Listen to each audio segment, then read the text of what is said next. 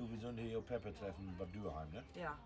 Und hier, nur habe ich gehört, die haben eine Peppe-Gruppe gegründet. Mehr Peppe-Gruppe, wofür? Für Frauen, die nicht formen. So für alleinstehende Frauen? Ja, für die verwitwet sind oder die halt keinen Mann an der Seite haben. Mensch, die Frau, die das organisiert, ist der auch hier? Wo kann ich mich für machen? Die ist auch da, ja. Aber Ja. wieso Firma? Ja, Schatz, weißt wo lange das noch Boah. geht?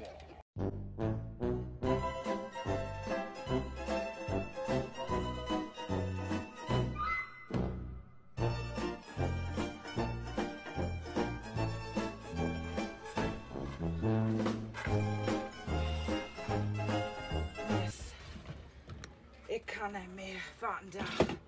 Ich muss erst vertrinken. Das ist ja. Hey Tientje, sag mal, wo hi. ist Ralf? Du, da weiß ich gar nicht.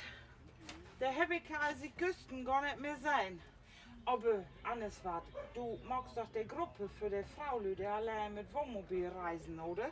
Jo, warum? Ach, ich will mich da auch anschluten. Das ist eine gute Idee. Nee. Doch.